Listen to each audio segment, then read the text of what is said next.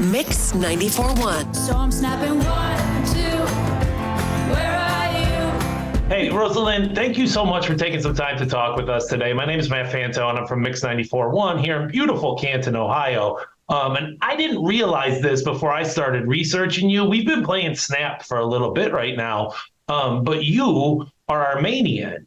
And it's lunchtime where we're at right now, and there's a really good Armenian restaurant here in Canton. It's right over on Cleveland Avenue. It's called Wild Time. Armenian food is so good, and ever since I started researching you, all I can think about is that restaurant. Go try it. I love Armenian food. I really miss it, and I'm here in LA now, probably for a longer time. And I still haven't found the legit Armenian restaurant that I could always go to. But yeah, I mean, it's wonderful. It's tasty. It is. And I'm telling you, when you come to Canton, Ohio, I know you're in LA right now, but when you come to Ohio, we've got you covered. Wild Time is fantastic. So it'll be a taste of home for you. All right, I'll reach out. Well, good. So you're in Los Angeles right now. And here in the United States, Los Angeles is like the idea that you made it and you're famous and you're in LA. And that's got to be kind of weird for you because there's no such thing as an overnight success story. But your story isn't all that old. So for people who might not be familiar with you, kind of where you come from and how you found yourself to be where you are, give us a little background on you. It might seem that it all happened overnight, but of course it took a lot of work and energy and tears and hopelessness and then hopefulness and then optimism and then, everything. I've been through every, thing. But coming from where I am, music business scene is totally different than what happens here. And you basically don't have the resources or as many opportunities to become global. Like you can be a thing in Armenia and be successful and everything. But what I wanted was to be a global international artist where I could tour and everything. So I was like, okay, how the hell am I going to do this? I never knew that answer, but I knew that if I keep doing what I did, it will increase my chances to make it here. So in 2019, I met my manager, Tamar Kaprelian, and she introduced me to a lot of wonderful producers from the US and songwriters. So we finished my song Snap with them.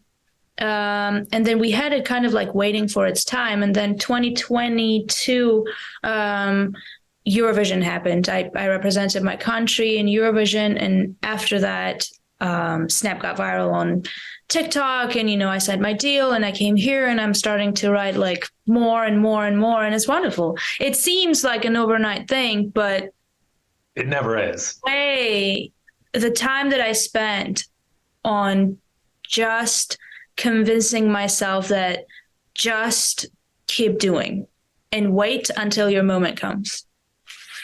Well, obviously, the persistence and the patience paid off for you as Snap is a huge success.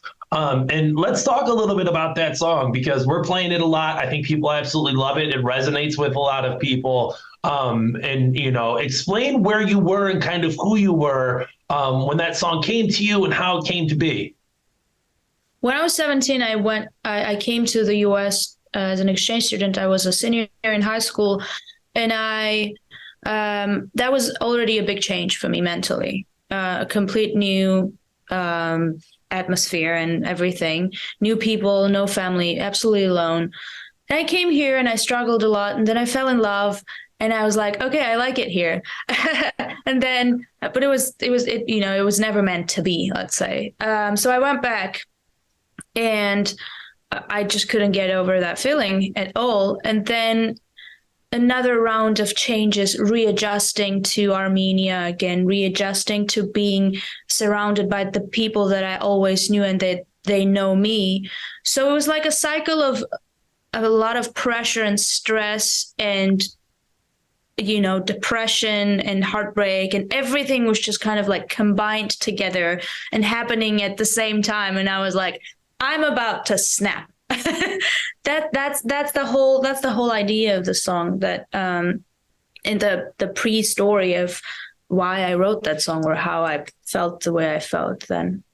No, it definitely speaks to people. I think everybody has had that moment. I think there's a reason why so many people, have used it as a representation of themselves. And, that all comes from that digital aspect that you have. TikTok has played such a huge part in your success. And I guess kind of, that's a unique opportunity that songwriters and musicians that are in your era right now, they're able to take advantage of. Previous generations, like you said earlier, how you were kind of pigeonholed into your area of the world and you didn't have that opportunity to break out through TikTok, through other, avenues like that. You guys do have a little bit more open to you. So the song went viral. Everybody's loving it. Everybody's using it on TikTok. And your head, I'm sure, was just like, oh my gosh, like, when did it feel real to you? Like, what were those kind of, those early impressions? What was that like? When I started noticing that the numbers on my Spotify for artists grow, and I clearly remember, I don't think I'll ever forget it, when I was on a call with my management, and I was back in Armenia. It was after Eurovision. I finished 20th. I was like, nah, it sucked. And they called me and I was like, oh, we have like a million streams a day for Snap. And they told me, girl, we're going to get you to 2 million a day and 3 million a day. And I'm just the type of person that no matter how much success I have, I can't believe that there can be more. I already had a million stream a day, but I couldn't believe. I was like, yeah, you just, from a fantasy world, like, just be real. But then we got to 2 and then we got to 3. And now we have a consistent like 2.5 streams a day every day. And besides that, when we got to that 2 million, I was like, okay, this is not a fantasy world. We can get to 3, we can get to 10, we can get to 500 million streams someday. And another thing was that when people started using the song, and I think the sound on TikTok has like millions and millions of videos made with it and on Reels. And when, I don't know, like Barcelona, the soccer club, but made a reel with my sound, I was like, what? That started to feel real. And, I moved here and things got crazy, but I really appreciate everything that happened and every opportunity that I have now, because it's crazy to know where I'm coming from and to be able to write with people who wrote my favorite songs on the planet ever. It's a gift. It really is wild. And I think people lose perspective sometimes. These wild and crazy things happen to real people. Like, at the end of the day, you're a real person who once upon a time, you're just this little girl who's, loves music and just never thought that the whole world would be singing her song back to her. So yeah, I'm sure it does. I'm sure every day you're pinching yourself. Like, it feels like a dream.